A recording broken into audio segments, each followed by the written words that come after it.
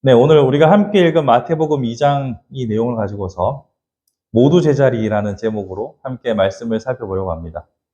모두 제자리 어디서 많이 들어보셨죠? 예, 동요 제목입니다. 집에서 저녁마다 이 노래를 틀어놓고 아이들과 함께 집을 정리를 하곤 하는데요. 왜 모두 제자리라는 제목으로 말씀을 준비했는지 차근차근 한번 저와 함께 살펴보도록 하겠습니다. 오늘 본문은 동방박사 이야기입니다. 여러분도 많이 아시고 25년 전에 제가 연극으로 동방박사 1을 맡았던 기억이 납니다. 이거 연습한다고 또 대사가 안 외워져가지고 각종 애드립이 난무하고 무대를 망칠 뻔했던 그런 기억이 납니다. 그 이야기 속에서 보면 우리가 흔히 착각하는 것이 동방박사 세 사람이라고 우리가 보통 생각을 하죠. 찬양에도 뭐 동방박사 세 사람 이런 노래가 있잖아요. 세 사람은 아니에요. 세 사람이라고 명시되어 있지는 않습니다. 선물이 세 가지다 보니까 세 명이지 않을까 우리가 이렇게 생각을 하죠. 오늘 본문을 보면 그냥 동방박사들 복수형으로 되어 있어요. 여기서 이 박사들이라고만 나왔지 숫자가 명시되어 있지 않기 때문에 동방박사 세 사람은 아닙니다. 이건 우리의 상식을 한번 점검해 볼 필요가 있겠죠. 중요한 건 아니고요. 이 박사들이라고 말하는 이 마고이, 마고이라는 이 용어를 찾아보면 분명한 것은 절대 이스라엘 민족의 이스라엘 백성의 역사 가운데 존재하는 명칭이 아닙니다. 이 사람들은 좀 메데파사라고 들어보셨죠? 성경에 나타나는 그 메디아와 페르시아가 합성된 말인데 그 메디아 계통의 사람들 중에서 이 비범한 지식을 가지고 신과 대화하는 그들 나름의 제사장들을 일컫는 말입니다.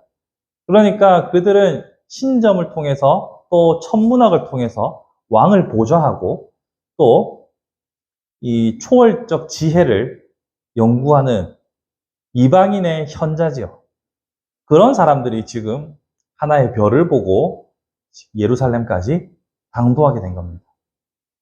그리고 박사들은 분명하게 자신들의 목적을 말합니다. 우리가 별을 보고 왕께 경배하기 위하여 왔다라고 말하죠.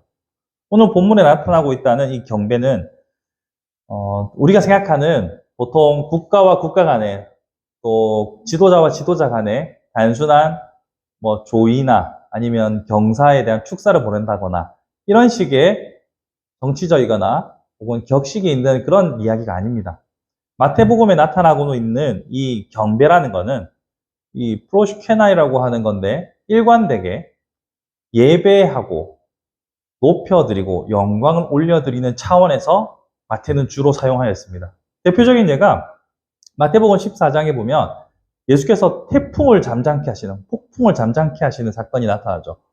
그때 제자들이 예수께 절하며 이르되 진실로 하나님의 아들이시니이다 라고 말하죠. 이때 절하며가 프로슈케나이 똑같은 말이거든요. 그러니까 여기서 이 경배라는 말은 정말로 신적인 존재, 즉 단순 존경의 의미를 넘어서 신앙의 의미를 갖고 있는 용어입니다. 그러니까 보십시오. 지금 이방인의 또 이방인 중에서도 이방 신을 섬기는 이방 종교, 이방 문화의 정수가 될 만한 이 마고이, 이 박사들이 지금 와서 하나님께서 예언하신, 하나님께서 예비하신 왕의 탄생을 단순히 존경의 의미가 아니라 경배하기 위하여 온 겁니다. 이 사실로 우리는 무엇을 알 수 있냐면 분명 이방인을 통해서도 하나님께서는 지금 경배받으시기를 원한다. 다른 말로 하면 원래 온 세상을, 온 인류를 그리고 하나님이 창조하신 모든 세계를 통하여 경배받으시기에 합당하셨던 하나님, 그러나 범죄로 인해서 이스라엘 백성에게 국한되었던 그 경배가 이제는 온 인류를 통하여서 다시 경배받으시기에 합당하신 분으로 자신의 위치를 바꾸시는 모두 제자리가 일어나고 있는 겁니다. 하나님께서는 메시아의 탄생 이전까지는 이스라엘 백성을 통하여서 아주 좁은 의미로서 하나님 나라 백성을 삼으셨고 그들을 통하여서 경배받으셨습니다. 그러나 이제 예수 그리스도의 탄생을 기점으로 해서 원래 창조의 모습으로 우리는 돌아가기 시작하는 겁니다. 모두 제자리가 시작되는 거죠.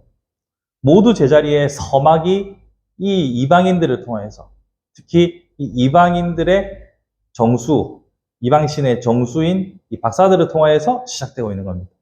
그러니 우리는 성탄절을 기억할 때 우리의 죄를 사함받았다, 우리가 하나님께로 나갈 수 있는 길이 열렸다라는 개인적인 구원을 기뻐함과 동시에 이제 하나님의 처음 창조하셨던 세상으로 모두 제자리를 향하여서 다시 돌아가고 있다는 것을 기뻐해야 합니다.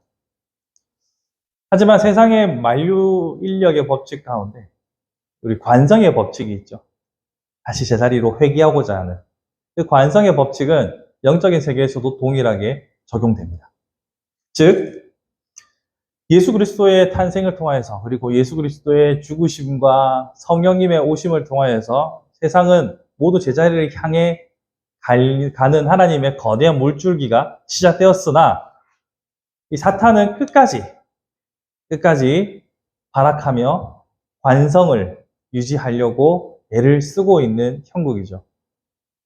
그러한 것은 역사적인 흐름뿐만 아니라 개인적인 차원에서도 이러한 모두 제자리를 방해하는 일들에 대해서 주목해 봐야 합니다. 그것이 대표적으로 나타나는 것이 오늘 본문에 나타나는 서기관과 대제사장 그리고 헤롯을 볼 수 있습니다. 먼저 박사들이 동방에서 넘어와서 왕을 알현하죠.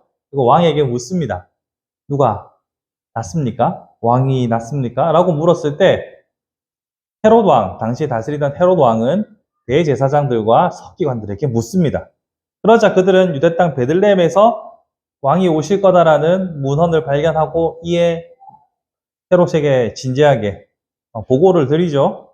그런데 헤롯이 이것에 대해서 결코 동조하지 않습니다. 나중에 오늘 본문 마지막을 보시면 동방 박사들이 왔던 길로 안 가고 다른 길로 우회해서 돌아가죠. 우리는 그 뒤에 이야기도 알고 있습니다. 헤롯이 어떤 만행을 저질렀고 어떻게 메시아의 말살을 주도했는지 우리는 알고 있습니다. 헤롯은 그렇다 치고, 왜냐하면 헤롯은 100% 유대인은 아니에요. 물론 유대인 혈통은 맞습니다만, 모계가 유대인이라서 맞기는 맞습니다만, 그는 이방인 출신이고 분명하게 로마의 힘을 입어서 이스라엘을 다스리고 있었기 때문에 그는 순수한 유대주의자라고 볼 수는 없을 수도 있습니다만, 그럼 헤롯을 차치하고서라도 대제사장과 서기관들은 메시아의 탄생을 말씀을 통해서 깨달았다면, 그리고 징조를 확인했다면 그들의 태도는 달라야 합니다. 하지만 그들은 전혀 달라지지 않았죠. 모두 제자리로 가는 길을 거부하기 시작합니다. 비정상이 정상화되는 것을 기뻐해야 함에도 불구하고 또한 하나님의 역사의 거대한 물줄기가 이제야 눈에 선명하게 보이기 시작했다는 것을 기뻐해야 함에도 불구하고 그들은 멈춰섭니다. 오히려 탈선이라고 할 수도 있겠죠. 왜 그들은 이렇게 하나님의 거대한 물줄기를 거스르게 되었을까요? 제가 여러 가지로 생각해 보았습니다. 여러 가지로 생각해 보았을 때 가장 먼저 떠오르는 것은 그들은 자신이 있는 현재의 위치가 제자리라고 생각했기 때문이지 않을까 생각해 봅니다. 그들은 권력을 가지고 있었습니다. 그들에게는 막강한 부가 있었고 그들에게는 비록 로마의 속국이긴 하나 그들의 삶에 있어서 어려움과 궁핍함과 빈곤함은 없습니다. 또한 그들에게는 명예와 직위가 주어져 있기 때문에 그들에게 있어서 자신의 영혼에 대하여서 갈급함을 느끼지 못할 가능성도 충분히 있습니다. 지금 자신의 자리가 제 자리라고 생각했기 때문에 모두 제자리로 돌아가는 거대한 물줄기가 본능적으로 거부되지 않았을까 생각해 봅니다. 이것은 비단 이들뿐만 아니라 우리에게도 동일하게 적용됩니다. 예수 그리스도를 통하여서 우리가 거듭 났다고 했잖아요. 완전히 새로워지는 겁니다. 그런데 이 새로워진다는 것은 그 한순간의 모먼트로 끝나는 게 아니라 평생 가는 거죠. 우리의 본성과 싸워야 하고 우리의 욕망과 싸워야 하고 죽을 때까지 예수 그리스도의 장성한 분량에 자라가야 합니다. 그런데 우리는 언제나 지금의 자리가 편해요. 변화는 언제나 불편하거든요. 그러니 관성이 우리 안에 역사하는 겁니다. 그렇기 때문에 우리는 크게 두 가지를 생각해 봐야 합니다. 모두 제자리로 돌아가는 하나님의 거대한 물줄기에 나는 편승해 있는가? 아니면 지금 정체되어 있는가? 정체되어 있다면 이유는 뭘까? 찾아봐야 합니다. 우리는 우리 자리가 항상 제자리에 있진 않는지 또한 의심해 봐야 합니다. 우리는 아직 다 이루었다 함도 아니요. 표대를 향해서 달려가는 사람들입니다. 그 표대를 여러분들이 분명하게 바라보고 지금 현실에 안주하는 것이 아니라 내가 어떻게 더 장성한 분량이 이룰 것인가? 내가 어떻게 더 모두 제자리를 향해 돌아가는 세상이 끝나는 종말에 이르기까지 우리의 소임을 다할 것인가? 예수 그리스도의 오심에 즈음하여서 모두 제자리를 역행했던 그들의 삶을 우리의 반면교사로 삼아야 할 것입니다.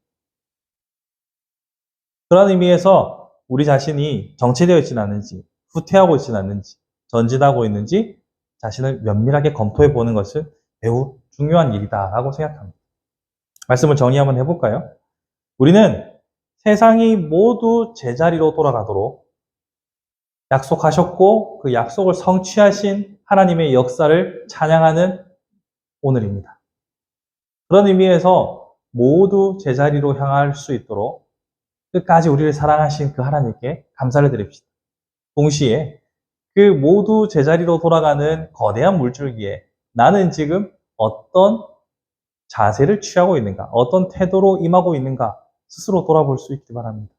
그리하여 역사에 우리의 이름이 기록되고 안 되고가 중요한 게 아니라 하나님과 나와의 관계에서 주께서 나를 어찌 판단하실지 날마다 돌아보며 날마다 모두 제자리, 모두 제자리, 모두 제자리로 돌아가는 저와 여러분의 복된 삶이 되기를 간절히 바라봅니다.